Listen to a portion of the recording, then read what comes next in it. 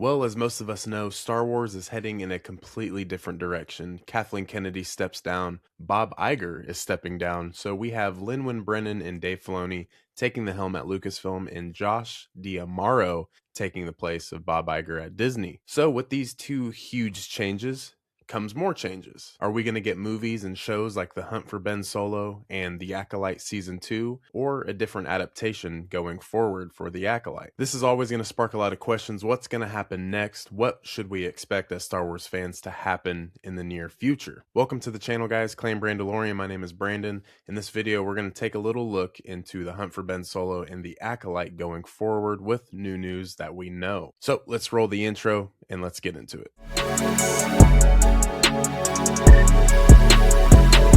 And like we said, Star Wars has just entered a brand new era, with Kathleen Kennedy stepping down. Dave Filoni and Lin Brennan are taking the reins as the creative heads of Lucasfilm. Disney is also making sweeping strategic shifts in how the galaxy far, far away will expand. Josh D'Amaro is taking the place of Bob Iger as the CEO of Disney. So as we looked from the canceled Disney Plus series like The Acolyte to the long teased projects like The Hunt for Ben Solo, this transition could redefine the future of films and TV for better or for worse. And we just got the news on January 15th that Kathleen Kennedy will be stepping down. Now she is still helping produce The Mandalorian and Grogu, Star Wars Starfighter, projects that are already set to come out. She is still there to help. Dave Filoni is the creative force behind The Mandalorian, Ahsoka, and much more of the modern Star Wars storytelling strategy, but he will continue to serve as the CCO and now as president, alongside co-president Lin Brennan, who is also a longtime Lucasfilm executive who will oversee operations and the business directions. So I like to call this the two-headed monster. I think, of course, two heads are better than one, and I think Lin on the business side will be able to bring in a lot of new things to Star Wars. As Dave Filoni, we know, heir to George Lucas, he will be able to set up the storytelling and oversee a lot of the projects. So I think these two together, it's going to be completely different for Star Wars going forward. But this isn't just a little title swap, it's more of a strategic shift. This is how Disney views Star Wars creatively and commercially. For years, critics say that Disney lost its way. There's too many series, the mixed quality, fans are unclear, where's the roadmap? There are so many things to explore in Star Wars. And you also hear those insiders claiming that streaming is dead. Lucasfilm needed to refocus this strategy,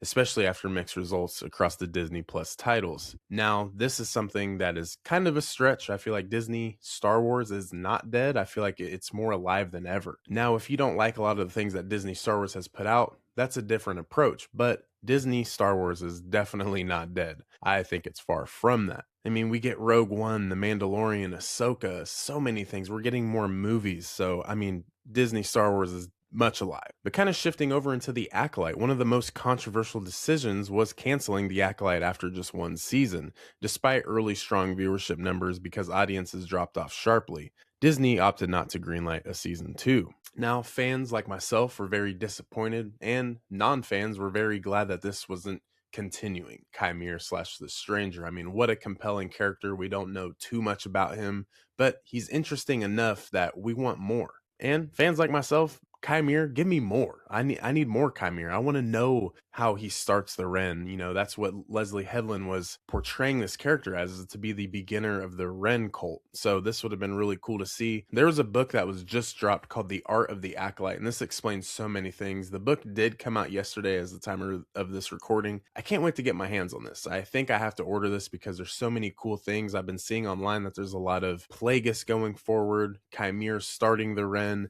different adaptations. The Witches of Brendok originally were supposed to be on Dathomir. Dave Filoni poked his head in and said, not all witches have to be from Dathomir. So all of those little Easter eggs set this up to be such an awesome thing. And with The Acolyte being canceled, I will say they don't have to continue The Acolyte itself. What you can do going forward is give us a Qimir show. You could even give us a Plagueis show. This is definitely going to tie in to the events after The Acolyte Season 1. And plus, you can't just let a character like Plagueis be introduced in live action for the very first time. We've heard his name, of course, being mentioned by Palpatine in Revenge of the Sith, is one of the darkest lords of the Sith. This is Emperor Palpatine's master, after all.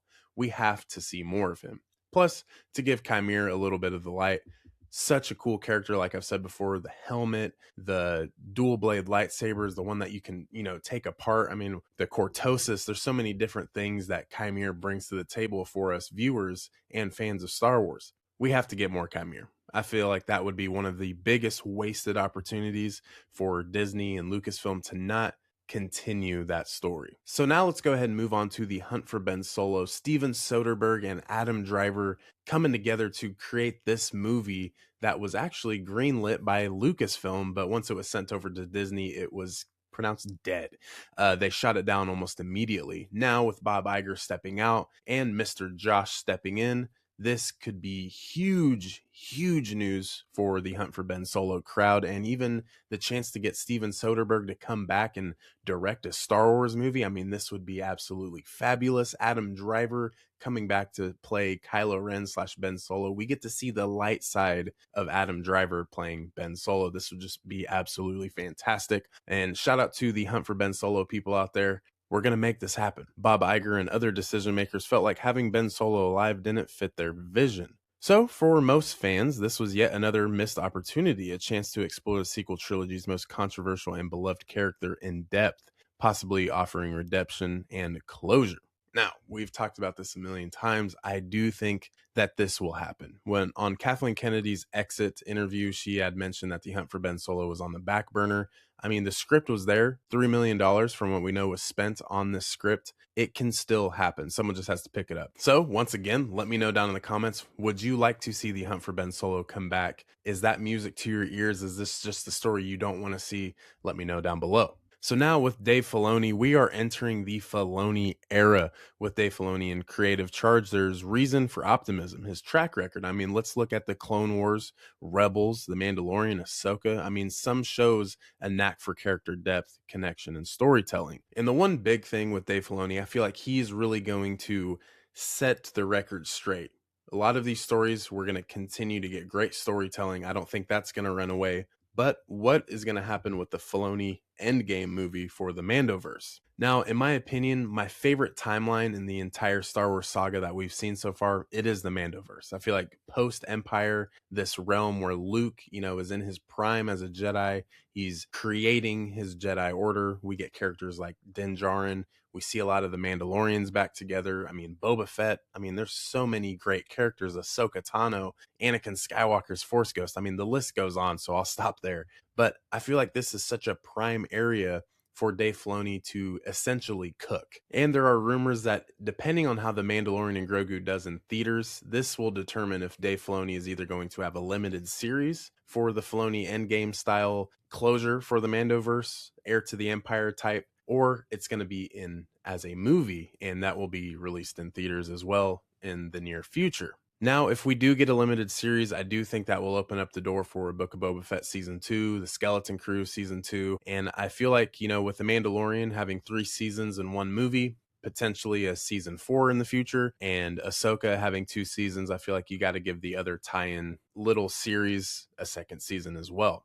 And then you could close it up. And then you lead into Heir to the Empire, the Filoni Endgame film, Thrawn, all that. But for just Ahsoka Season 2, it's currently ended its production and it's set to come out sometime in 2026, maybe September or October if I had to guess. So that's what we're looking forward to. So where does this leave Star Wars content going forward? On the big screen, we have The Mandalorian and Grogu, which is coming out this May of 2026, and Lucasfilm already has projects like Star Wars Starfighter in the pipeline. All of this is set to come out very soon within the next 15 to 16 months. But we also have the smaller branches of the saga. We have Darth Plagueis, we have the Sith, the deeper Knights of Ren lore. Just maybe this will emerge not in a full series, but as supporting arcs, the books, the collectibles, the novels, the comics. I mean, all of this under Dave Filoni's watch could really cook. And lastly, we have Filoni's stewardship. I mean, this could go forward as a catalyst for just something more of a unified vision. We see a lot of merging live action, animation, streaming, the theatrical aspects, and I mean the narrative throughout the honors